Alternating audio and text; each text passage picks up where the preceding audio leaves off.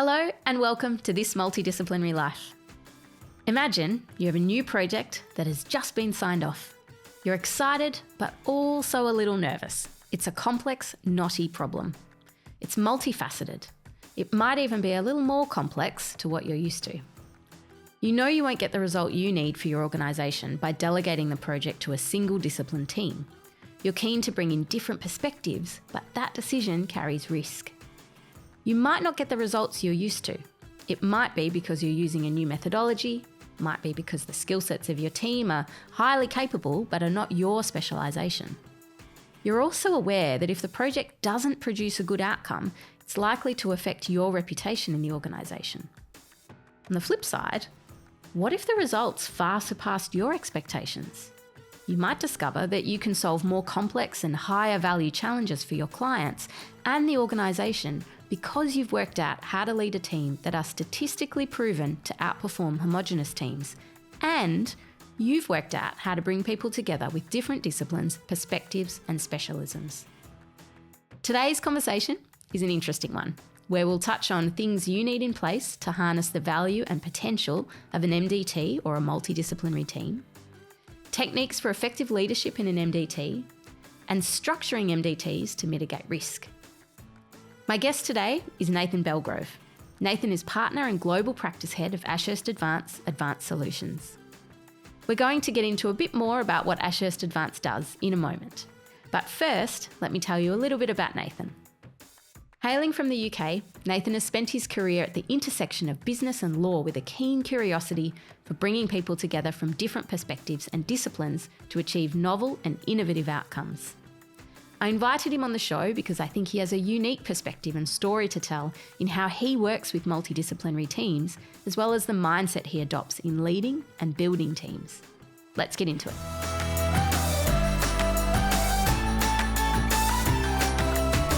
Nathan, I'm so excited that we're having this conversation today.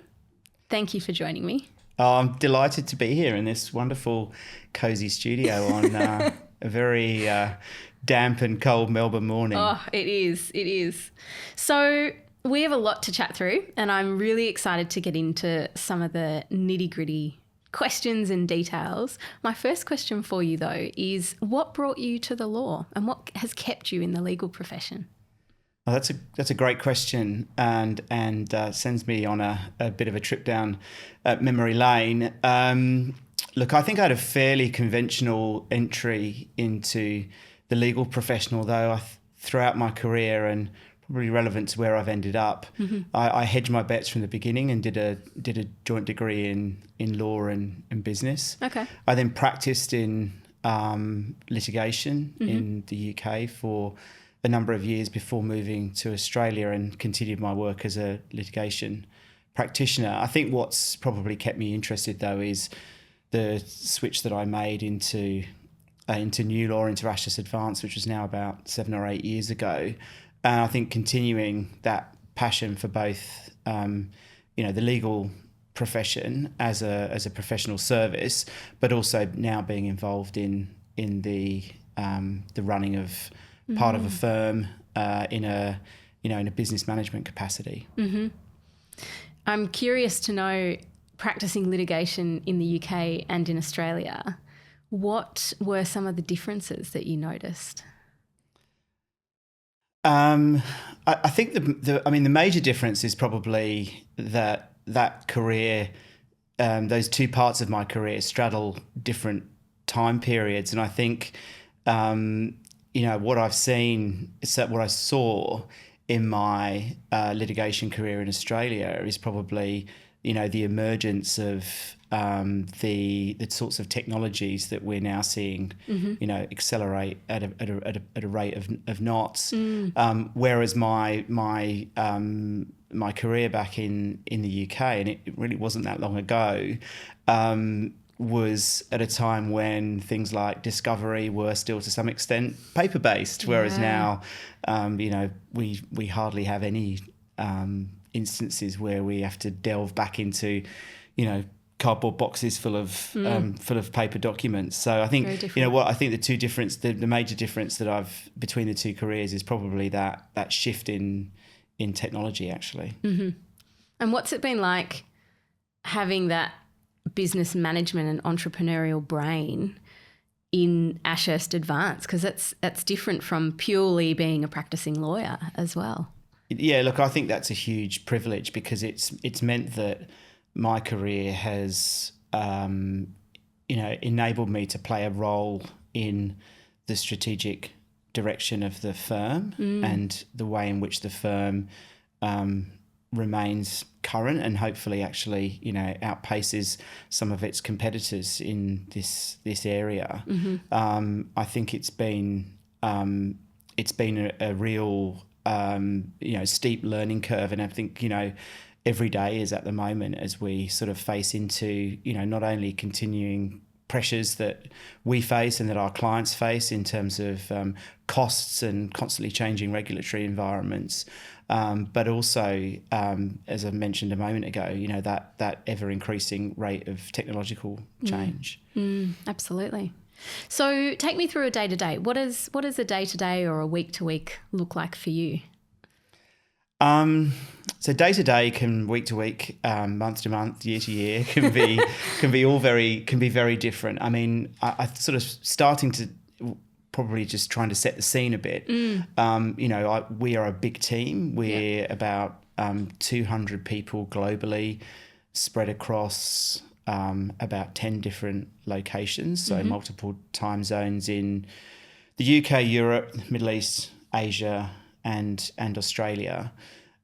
So in any number of those days, I think I can be working certainly closely with my colleagues here in Australia on matters or on internal projects, but there will also be probably an element of me working on stuff which will require me to be involved with teams in other locations, whether they be other practices within the firm, in other locations, or indeed sort of my colleagues within Ashurst Advance.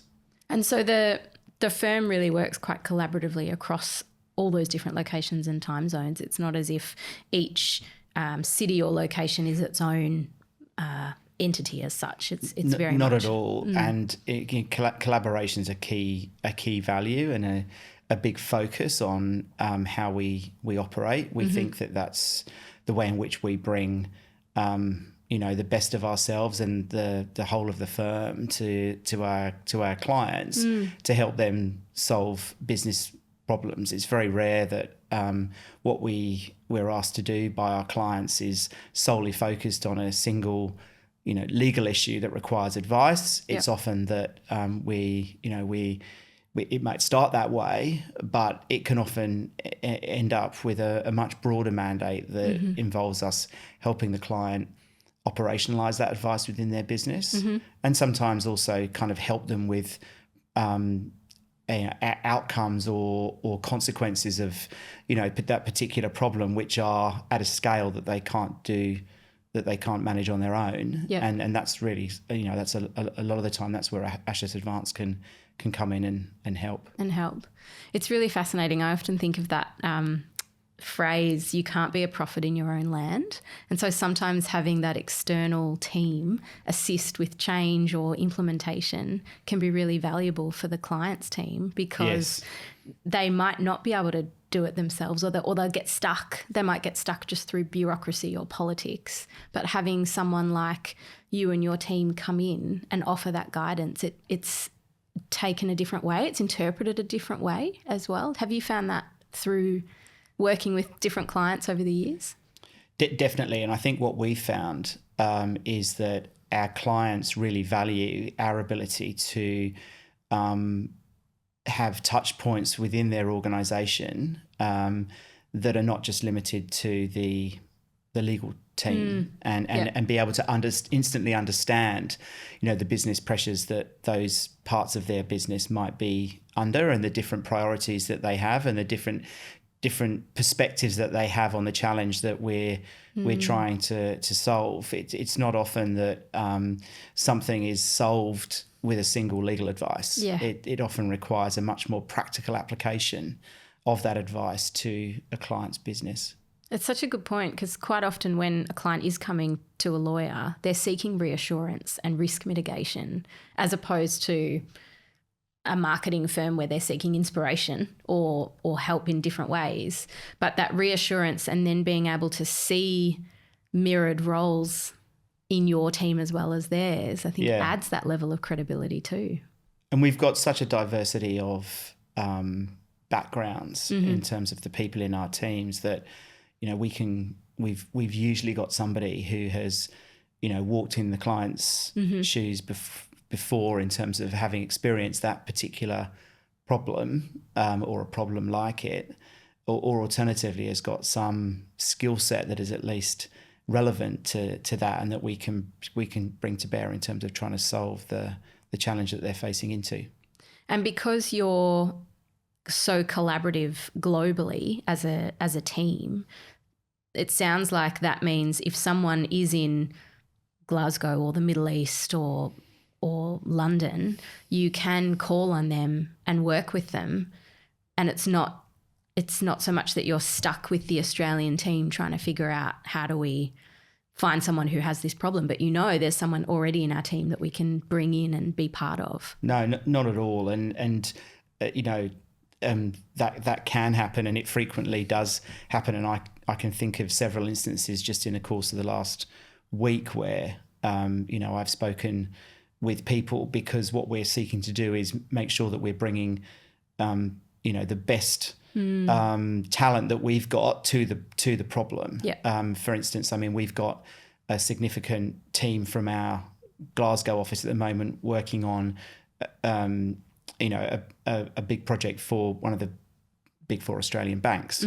That's not an unusual scenario. We had a large project running for another of the big four Australian banks a couple of years ago that ran for about 18 months. And, you know, that was run through both our Brisbane team and our Glasgow team, providing resources and then working that on a kind of, you know, almost 24-hour basis to mean that we could get through the volume that we were required to get through by the client. So it can be, it's something which we do frequently, and certainly to just go back to your original question around collaboration, that the firm as a whole really prides itself on and is actually seeking to do, you know, more and more. We look at how, you know, how can we bring in, you know, more practice areas to help the client here? Is this something where we actually need to involve other offices, you know, rather than sort of overextend from a single office? So Nathan, what's it like to lead a team like the one you're leading, knowing that you are a global team, highly collaborative, you'll travel a lot and see each other. However, a lot of the time you're also quite remote and dealing with different time zones. I can imagine there's some unique challenges and perspectives that come up for you. What's that like? There are a lot of challenges to that. But I think first and foremost, though, you know, I'm really excited by the fact that we've got such a geographically diverse team and what that brings to the business in terms of opportunities. And I mean, I don't just mean necessarily client opportunities, but opportunities for our people as well. It can be very challenging, particularly working the UK Australia time zone, and at certain times of the year that can be particularly difficult. Definitely. We do try to, I mean, I have, you know, a number of direct reports in that time zone and have regular check-ins with them, and then some, you know, more irregular ones depending on what's going on. But I think what we try to do is be as kind as we can to each other and make sure that where possible we're sort of solving things within the time zone, and that those interactions that then need to take place at slightly less sociable times of the day are kept to a minimum. But inevitably, when you're running a global business, there's always going to be a need for you to speak to people, and usually in Australia that's in the evening, and it will be in the morning in the UK. But there are times when that kind of flips quite nicely as well. And I'm more of a morning person, so I don't mind getting up early and and speaking to people then if that works for them. Yeah. How do you this is a slight side tangent, but I'm really curious, when you are juggling time zones, how do you manage your energy as a leader to be able to show up for your team at those awkward times when maybe you're exhausted, you've had a big day as well? What's that? How do you deal with that? How do you manage that? Well, first of all, I suppose try not to get to the point where you're exhausted. Yeah. I think. That's step one. And try and avoid that as much as possible. Look, there are times when, I can find a free slot during the course of the day to get a bit of downtime in whatever form that might be, whether it's, exercising or just doing something else, because I know that come the evening there's something major that I need to face into with the team, and I want to be there for them, and they might need me to be there for them. So it's all about managing that energy budget that you've got, I think, individually, and making sure that you're not imposing too much on yourself, because at the end of the day, it is a marathon, it's not a sprint. And very true. And I think, I want to be the best that I can be when I'm there. And I think, turning up to those sorts of scenarios in a slightly depleted state is never particularly helpful. No, and it's hard because the team know when you're not feeling your best anyway. Yeah.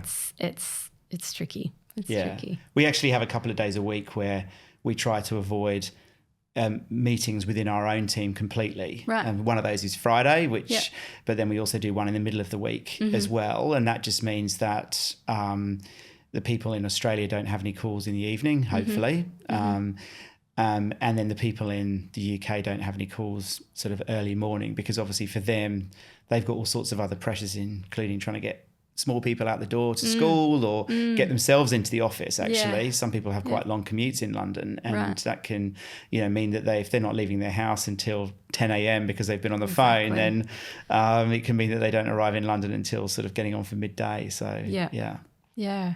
Interesting challenges. In terms of the remote way of working that you have with your team, how do you manage things like psychological safety and team cohesion? What's that like for you? Yeah, I mean, not being face-to-face with the team can make those things a lot more challenging. They are things like psychological safety are topics that we regularly come back to as a leadership team. We've got a wonderful people and culture business partner team that help us with that. We've actually sort of wrapped a whole program of work, which we call Aspire, around the people side of the Ashurst Advance business. And that's not just linked to things like psychological safety. It also looks at stuff like, career prospects and wider aspects of well-being and things like that. Yeah. So that's an important reference point and structure that enables us to focus on those sorts of things. I think that, there is no substitute for FaceTime, and I find that when I am able to visit the teams in other locations, it's really important that we make the most of that time. Normally, I go with at least an agenda in my head about a few things that I want to achieve, and then we'll have some more kind of formal structure around that. But I always walk away from those interactions thinking, God, that was really worthwhile, and there really is no substitute for it. So, it just comes at a bit of a cost in terms of the time that it takes to travel and people being away from their families, etc. Yeah. But I think knowing that is coming up allows you to plan for it and that's be right, ready. exactly. Yeah. And encouraging other people. It's not because it's not just me that has to do that. Encouraging people who do that to make sure that you get the maximum possible impact from those kinds of visits, and that we're sharing what some of those impacts were, We're looking at how we can do, the follow-ups that need to be done. And I think, also using it as opportunities to connect with the wider business as well, because there's a whole big law firm out there that forms part of our client base, really. Right. And so making sure that we make the most of those opportunities to connect with partners and other people within those practices. True, very true. And thinking about the Ashurst Advanced clients, when you are working on a problem for a client, how does the team come together? It sounds like they come together for a specific challenge. Are there teams within Ashurst Advanced that always work together, or do you really bring in the experts that you need for a specific client problem? We have a couple of teams which are focused on particular types of work, but even within them, there's a degree of fluidity in the sense that we can take people out of those teams if we need to for whatever reason. But generally speaking, we operate in a matrix structure where people are within communities of expertise. Right. So we have all of our people that focus on digital and e-discovery work sit within a community of expertise. We then have our delivery professionals who sit within another community, our legal operation professionals who sit within another community. So that's because there's a lot to be gained from those people coming together as experts in their particular field and discussing, challenges or developments in their particular area. But when it comes to working on client matters, then generally, we're forming teams and disbanding teams as the need arises. Right. And how those teams come together will very much depend on what the project is. Yep. A lot of our work is in areas that where we frequently operate, have done before. We might well bring together the same people or a team that's very similar to the team that worked on the similar thing last time. But there's also opportunities come up where there might be a challenge that we might be dealing with for the first time, or at least aspects of it for the first time. And it may be that we're going to be building some kind of proof of concept or trialing something with collaborating with a client's internal team on something. And we'll look at that very differently and structure the team very differently depending on exactly what the needs are. But frequently, I suppose the short answer to your question, Sarah, is, there are people coming together and in lots of different ways all of the time. And we form teams around problems, bringing the best talent that we can to that particular challenge. And in terms of the disciplines that come together, obviously there's lawyers in the mix. What other disciplines are there? So we have a large and, as you might expect, growing team of digital experts. And these are people that come from a wide variety of backgrounds. Some of them focus almost entirely in the e-discovery space. Other have more general sort of data experience. We have a team which are focused entirely on developing solutions in the Microsoft stack. So that's quite broad. That's quite broad. Yeah, it's pretty broad. And then we've got our legal operations team, and even within that team, we've got people who are more focused on legal project management. We've got people who are focused more on process improvement type work, and other people who can turn their hand to legal operations consultancy work when clients are looking for us to come in and help improve how they operate as an in-house legal team. So the professionals that are not practicing law, so they're not practicing lawyers, and they're working within Ashurst Advance, what does the career path look like for them? How does that work? So I'm conscious in the traditional model of a law firm, there's a very obvious career path for a lawyer, and there's clear steps and they're very well known and very well worn as well. What does it look like for someone who has a different discipline and is performing really well and wants to build their career at Ashurst Advance? What does that look like? That's a really great question, and that's something which we have devoted a lot of energy to over the years, because we wanted to offer people who were not lawyers a different but nevertheless, rewarding career pathway through a global law firm that had as much potential as people that were sitting out there in a traditional practicing role. And we actually adapted our approach to that a couple of years ago to ensure that we had a level structure that enabled people to progress up to at least the level of becoming a director within Ashurst Advance. And now actually we're looking at partnership prospects for people who are not lawyers as well, and there are structures within the firm that enable that to happen. So wow, yeah, that's so encouraging to hear. That's fantastic. And so director level is immediately under partner, is that that's right? Have I got that right? That's right, yeah. Wow. And so someone can really start, whether they start as a junior or a mid-tier professional, they can really work up to becoming director level and eventually, if they want to, work towards partner. Absolutely. And we're looking now, I think, at people who started their career with us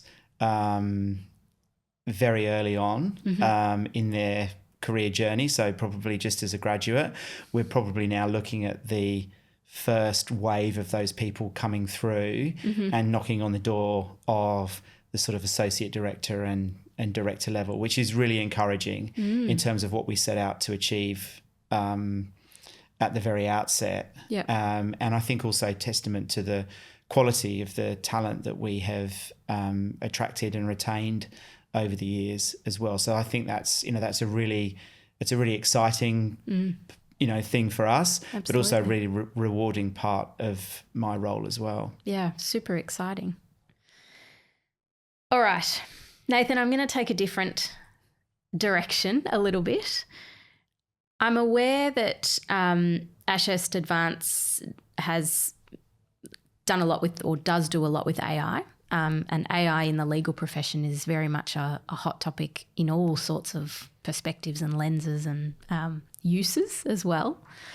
I'm really interested in this concept of AI within multidisciplinary teams and how it functions within the team, how it's utilised by the team, and at some point, does it become a quasi-team member in some ways? Possibly in the future. How is your team using AI, and what have you noticed within the multidisciplinary perspective where AI is helping the team in some way? What has it changed for them? Yeah, Sarah, look, that is a big topic and one that we could possibly return to with either another podcast or a whole series of podcasts. So I'll try to keep my answer quite brief. But look, I think the biggest change that we're seeing is the prominence of AI related skills within the firm. But the one that I'm probably noticing most day to day is the confluence of skills. The originally, historically we've had people that were delivery experts and people that were digital experts. And I think what we're now seeing is the emerging of those two skills now, because there is, if you think about that concept of the human in the loop, it's really important that people, understand how AI can accelerate or help solve a particular challenge. And there are skills that need to be learned in terms of the way that you interface with particular platforms that we use. People need now to have prompting skills, and they need to understand what the consequences are if the prompts that they give are not great, and how they Yeah. actually go through that process of iteration to improve them, and what the limitations are in terms of the outputs that they might be getting, and therefore, you know, the further governance and quality checks that are needed to make sure that you know, we're getting the maximum benefit that we can from the tech. Mm-hmm. Has it changed anything in the, how do I describe this, in the ways of working for the team? I think it has changed the ways of working of the team, Mm-hmm. and you know, we're getting a lot of inquiries from clients who want to know, you know, how it should be changing the way that they work, and we're trying to sort of help them with that, with the work that we're doing ourselves internally. I think we're only probably, you know, whilst we've invested a lot of time, a lot of energy into the firm's AI journey. I think, you know, we are at the beginnings of this, like most people within the legal industry, and Very much. so I fully expect that rate of change will accelerate over the coming years.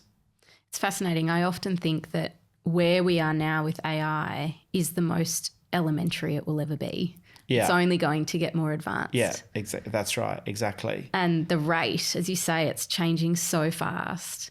It's almost really difficult to know what it will look like in even 12 months or 6 months' time. That's right. Because the rate of change is something we haven't really experienced before. No, that's right. The worst AI you'll ever use is the one that you used yesterday. Exactly. Yeah. It's just getting better and better.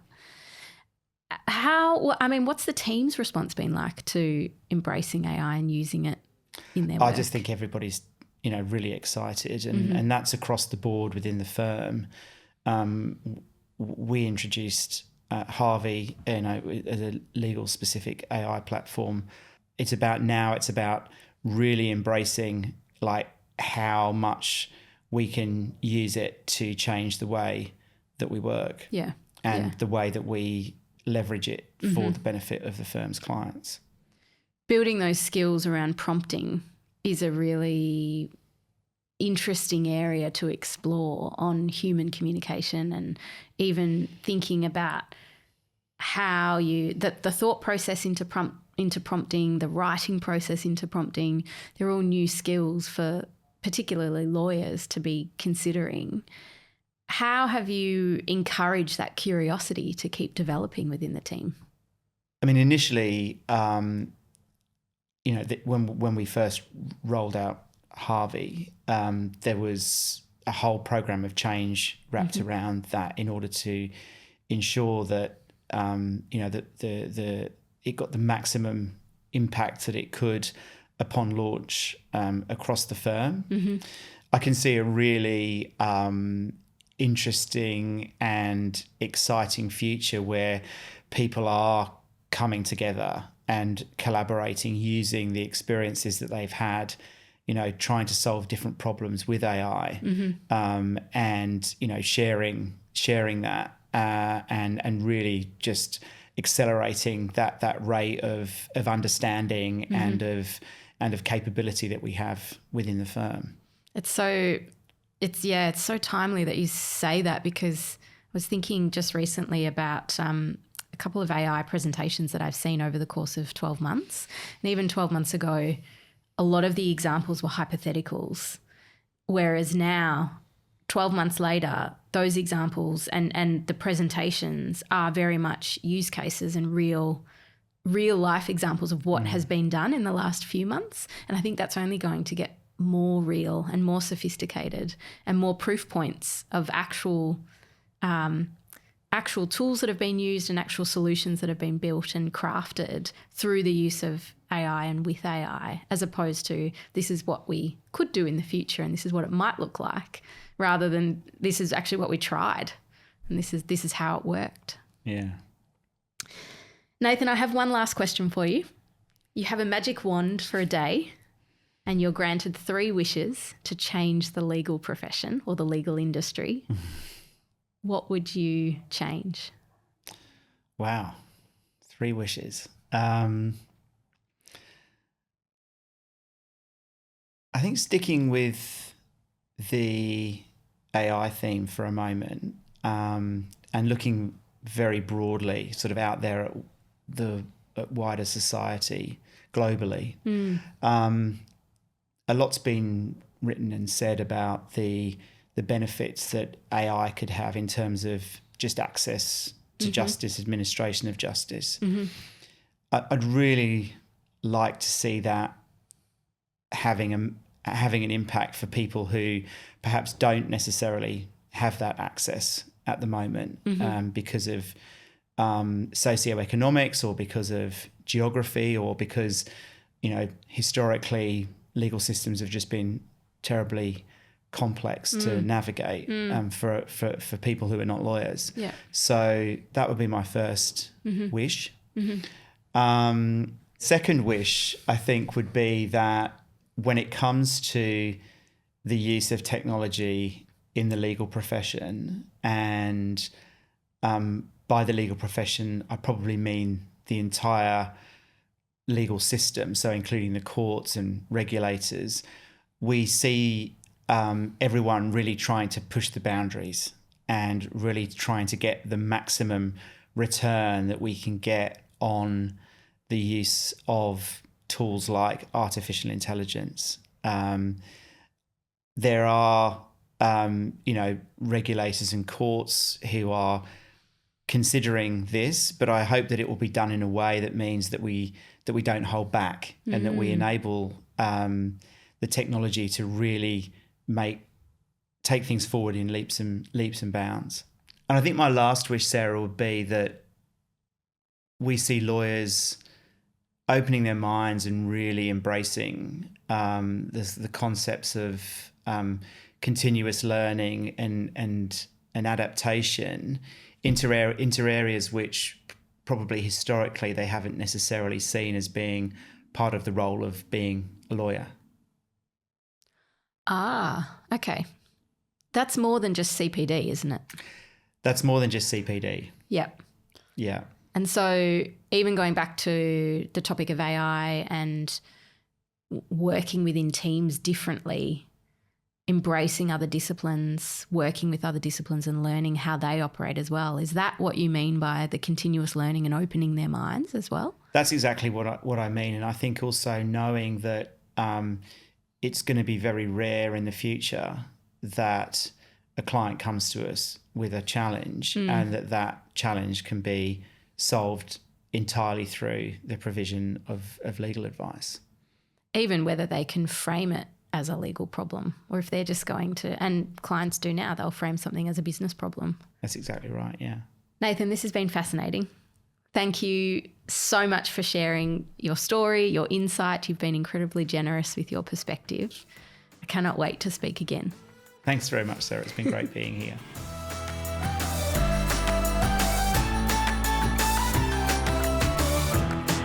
That wraps up our episode of This Multidisciplinary Life. If you enjoyed this podcast, please give it a thumbs up, a like, you know the drill, and subscribe for more episodes. And if you're interested in being a guest on the show to share your multidisciplinary life, you can get in touch with us through the links in the show notes.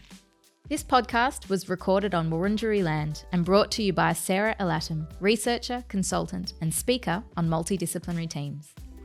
It is created in collaboration with Balloon Tree Productions and marketing expertise from August.